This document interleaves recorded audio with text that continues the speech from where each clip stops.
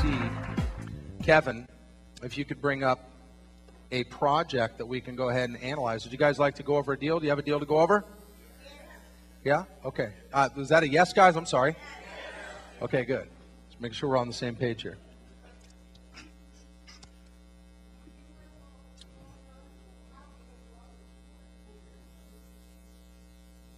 Okay.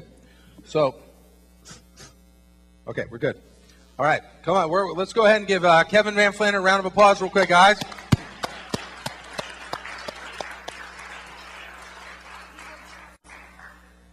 Yes. Okay.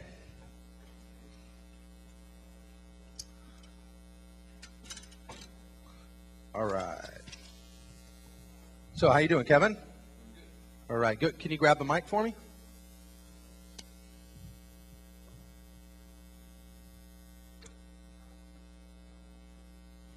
All right. So what we're going to do here is just go over a deal. And I want your feedback on this, but since we have a large room, what I do ask is that you just raise your hand when we're going to go ahead and go through this quick exercise, because I'd like to analyze this one or two or possibly even three deals here and see what we can drum up. All right. So Kevin, what type of property is the first property? This is a building property. Building. All right. So on this exercise, I'm going to go ahead and ask for you to, who here has a question so far, not a question, excuse me, a answer to this right now. Who here knows the first question that we want to know about the property? What's the very first thing that we want to know? Raise your hand, please. Go ahead, sir. He said, what's owed on the property? Okay. Okay, 1.8 million. Actually, it's 1.9 million rounded up. 1.9. Okay, 1.9. It's a building, right? Yes. All right, before I need to know that, guys, let's go ahead and find out exactly what it is. Let's find out what it is. How many units is the building and what type of building is it? Right? Okay, who's going to take my notes with me? Who wants to take notes with me? Okay, everybody's hand should go up. It's a trick question, guys. We're in a class. Raise your hands. Come on, guys. You take my notes for me, Frank, okay? All right. So right now, it's a building. What type of building is it, you said? Apartment complex. Apartment. APT. Apartment. How many units? 144. 144. Is that a good deal so far, guys? Does it sound good? 144 units excite you? Yes. Does it not matter if it's 14 or 144 or 4? Does it matter? No. 144 is a good amount of units. Okay.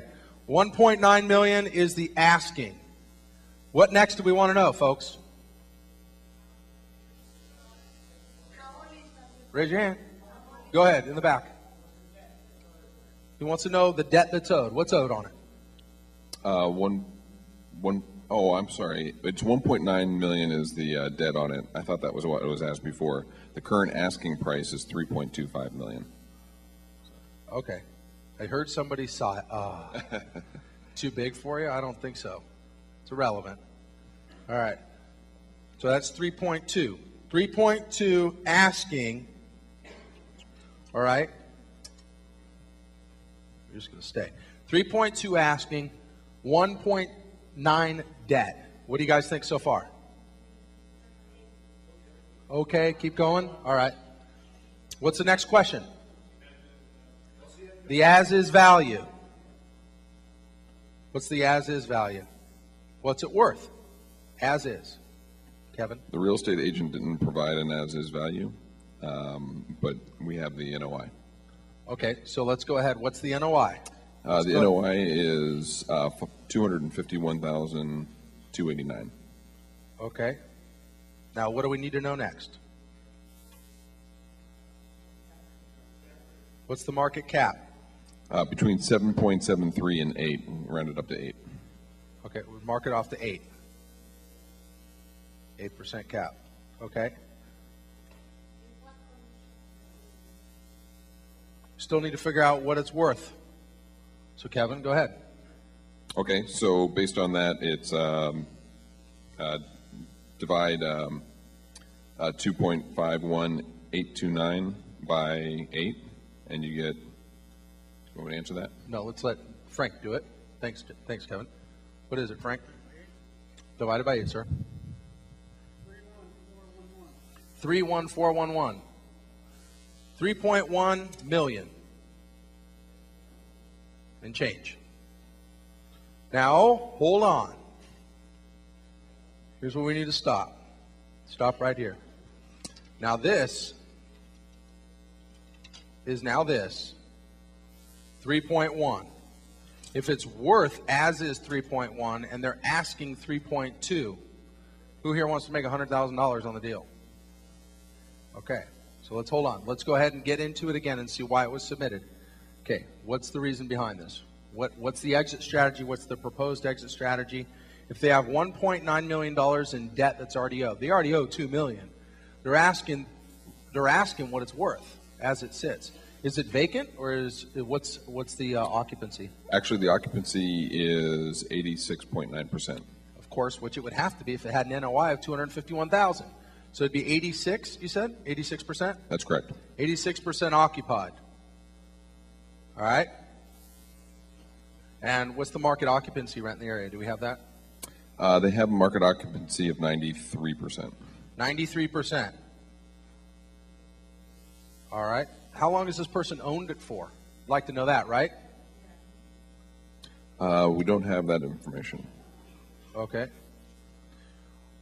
What are the market rents? And what is this renting for per unit? To see if we can ever even raise the rents. We don't have that information either, actually. Okay. The market so rents. we have a little bit of incomplete information. So. It works backwards. Right.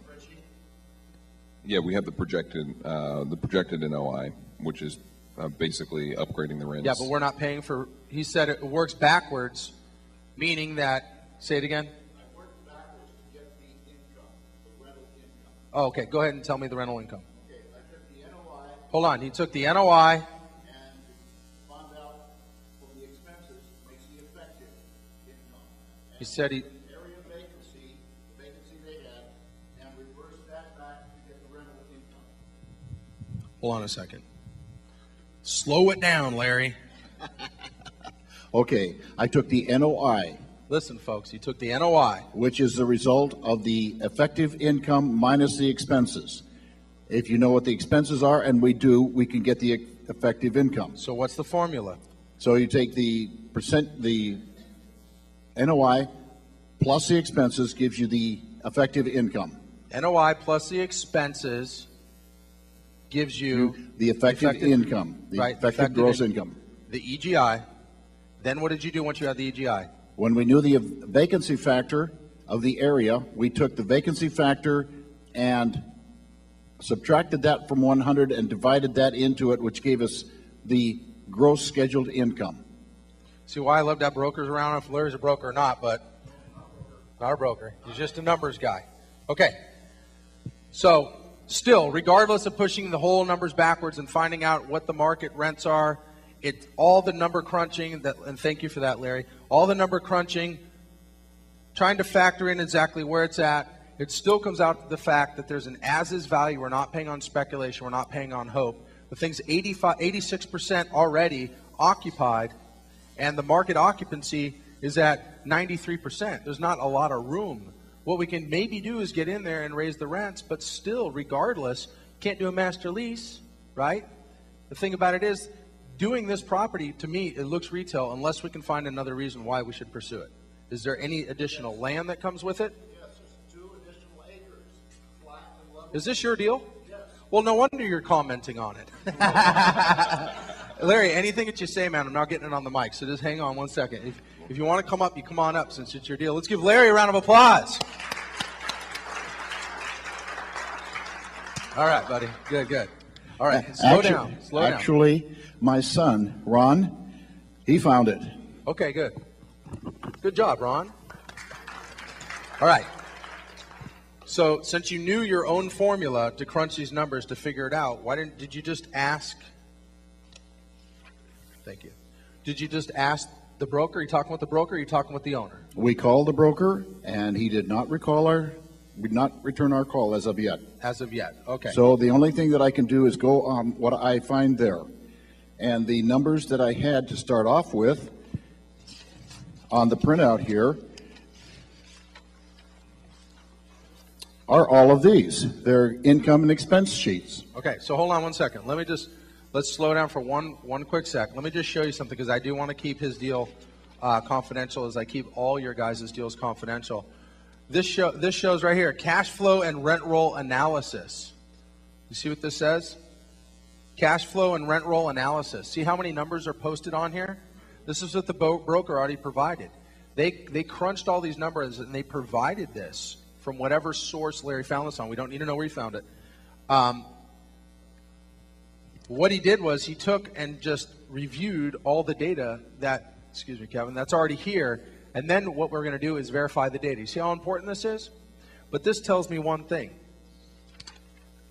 If you don't mind me saying so, Larry. No, go for it. Okay. This tells me one thing. I'm looking at it here, and they got property description. Tell more about the property. Supportive documentation. They got maps on the property. They got aerial maps on the property. And then they got its listing. And it's got all the additional information on here. So it's put together as a package, okay? It's put together as a package already, so the broker knows what they're selling. They have the information, but they possibly could be pushing on something that's a little bit too close to retail because they put it together, all right? They put the package together already. The additional 2 acres. Let's talk about the additional 2 acres, because as Larry's saying, I know where this property is located. And this property is located, because I looked, and it's located in an area where it's got an additional 2 acres. Like I said, some places across the nation have a different additional acreage, and the additional acreage could offset a retail deal as long as there's value there in the acreage. Do you understand that? Say yes. Okay, so that's important, and that's what we're talking about now, because at this point, these numbers don't excite me too much because it's too close to retail. We'd be paying on speculation. We'd be trying to figure out, we'd want to figure out if we could go ahead and raise the rents. It's just too skinny of a deal. It doesn't mean that the deal won't work for a retail buyer, somebody with conventional wisdom, but let's go ahead. I'm going to give Larry a moment to go ahead and tell us about the additional acreage. Okay, go ahead. Okay, the additional acreage is flat and cleared. The spot here is the additional acreage.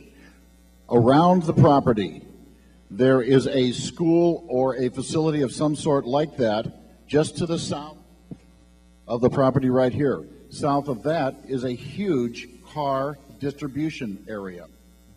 To the, across the street to the west and to the north, all this area in here are residential, nice residential areas. So this is an apartment building between the light commercial or light industrial and a residential area. That makes sense. To me it does. What I did not do in my analyzation was adjust the rents up, because I do not know at this time what the average rent for units like this is in the area. So the only thing that I could do is go on the financial statement that they placed here. And in my analysis of this, I see that they have a figure in here of $125,000 for payroll. Terry, take a look at that right here. When you look at the rest of the numbers here, that looks way out of place. Yeah, and you know what? He wrote on it next to it and put an arrow, and he put suspect. See, as you all should. This is a great lesson, Larry. I really appreciate you sharing this with us, because he's looking at the $125,000 in payroll, and he's probably thinking to himself, for 144 units, why is there $125,000 in payroll? Especially when the rest of the expenses total up to 57% of the effective income. That's way too high. So my suspect is that's the owner taking a salary. Okay. Okay, so that's speculation, so that's something to look at. Let's give Larry a round of applause real quick on his deal. Not done yet. Not done yet. Oh, he's not done yet. Okay. Another thing in here, the listing inflates the income. There is a thing in here called a RUB system. That's a residential unit bill back system for water and electricity and sewer. And if you add that in, that's a $59,000, which is called a pass-through. The bill comes to the owner bills the tenants pay the owner pays the utility. And what Terry has been saying to you is that the property is evaluated on the income. And if I can increase that income, I get more value for the property. Well, now I've just taken $59,000 out of the income. Now, if I take it out of the income, I get to take it out of the expenses also. Now it becomes more a likable deal. Now, not for Terry. It doesn't fit Terry's criteria. Right. But for a small investment group, it might. Sure, absolutely. Anyway, that's how far I have this. And then... Let me add one more thing to what Larry's saying. And remember, guys, we don't want to turn, I'm not calling this deal a turkey, but we don't want to turn the turkey into an eagle. We don't want to sit here and try to mold it to try to fit our criteria. Guys, it either meets our criteria or it doesn't. This particular deal, both you and your son did a great job of drumming something up. And yeah, you're right. The individual that I introduced you guys to prior, all your local real estate investment association groups, if you have a deal that just is too skinny to meet my criteria and you want to go ahead and pass that off to somebody, that might be something of interest. But I'll tell you what, guys, I'm all about getting in there and capitalizing on the income. Now, let me take a moment here real quick, Larry, and talk about this additional land. Okay. Because we've already figured out that in our regard, it's not a deal, correct? But I do want to go ahead and have it as a learning experience because we're going to be talking about many deals and we're going to be running into prospects and we're going to be running into some suspects that meet our criteria. But here, this picture, really quick, Larry, if I may. Go ahead. By the way, it's a great looking property. I'm looking at the pictures and supportive documentation. The broker put it together great. Looks like it's in the path of progress. It definitely looks great. And he wrote here, now is this additional land around here, you wrote your notes on here, your son's notes say commercial, what is around this? So we know. But how many acres is it? 2 acres, right? That's 2 acres. This is 2 acres here, right? The entire parcel is 6 acres. Okay. And so I've looked at... Okay, hang on. Let me just make my point here real quick. Okay, gotcha. All right. So basically, this is the track. Actually, it's not like this. It's actually just like this because my drawing was a little off. So it's like that. It's a box. It's a box. There was basically 2, 2, and 2, which equals 6 acres total. They utilized this acreage already in their plan to get approved. Then they went ahead and put in the infrastructure. Then they went ahead and went vertical. Then they went ahead and filled it. Now they're sitting at 144 units on 4 acres. Got it? Okay. Now there's this additional 2 acres here. There's something that also could be done with this property. And what that is, what we're going to talk about when we get to letters of intent and contracts, is dollar for dollar. Meaning that every penny that gets put down, there could be land being released off, this acreage. If I were to structure this deal, if somebody said you have to put this deal together, what's the best way that you put it together? First off, I would want to go ahead and get all the rest, everything above 1.9, I'd want to get them way down on the asking, and then I would want to get additional seller financing on the rest. But if we went ahead and had to take out his existing loan, the only way that I would want to do it is to find out what the value is of this land per square foot, because it's already commercial, correct? That's correct. So it's not going to be by the acre. It's not going to be 43,560 acres per square foot. But if this is 2 acres, then here's 1 acre and here's the other acre. You got one here. So you're going to go ahead and know that there's 43,560 here, and there's 43,560 square feet there. Now, follow me on this. What I would do is go ahead and say, okay, if we're going to go ahead and buy the building, what I want to go ahead and do is to understand that if it's going to be a purchase price, let's just go ahead and use round numbers at 2.5. When I put 2.5, okay, what I want to do is go ahead and get dollar for any monies down. I want this all to be released to me per square foot, free and clear at closing. So every square foot that's in here, all 43,560, any money, and for every dollar in, land back. And I'm not